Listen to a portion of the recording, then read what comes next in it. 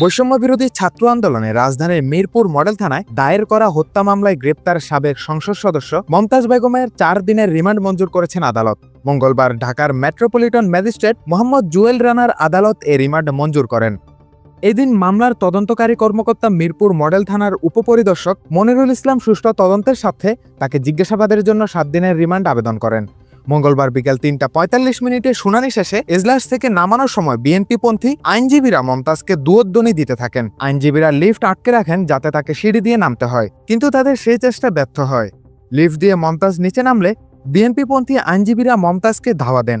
এ সময় পুলিশের বেষ্টনীতে দৌড়ে গারদে ঢুকে যান মমতাজকে মাথা নিচু করে থাকতে দেখা যায়। সাংবাদিকদের প্রশ্নের কোনো উত্তরও দেননি তিনি। হত্যা মামলায় গ্রেপ্তার সাবেক সংসদ সদস্য মমতাজ বেগমের 4 দিনের রিমান্ড মঞ্জুর করেন আদালত। এর আগে সোমবার দিবাগত রাত 12:15টায় রাজধানীর ধানমন্ডি থেকে তাকে গ্রেপ্তার করা হয়।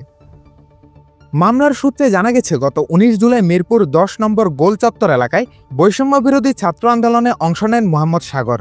ওই দিন বিকেল 4:30টার দিকে আসামিরা আন্দোলনকারীদের উপর হামলা ও গুলিবর্ষণ করে।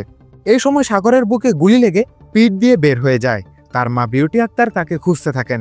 এক পর্যায়ে ওই দিন রাত 3টায় মিরপুরের একটি বেসরকারি হাসপাতালে তার মরদেহ খুঁজে পান। এই ঘটনায় গত 27 নভেম্বর নিহতের মা বিউটি আক্তার বাদী হয়ে মিরপুর মডেল থানায় মামলা করেন। এতে শেখ হাসিনা সহ 243 জনের নাম উল্লেখ করা হয়। এছাড়া মামলায় 250 থেকে 400 জনকে অজ্ঞাত পরিচয়ে আসামি করা হয়। এই মামলায় মমতাজ বেগম 49 নং এজাহার নামীয় আসামি। শারিয়া তৌসিফ, দৈনিক সমাচার।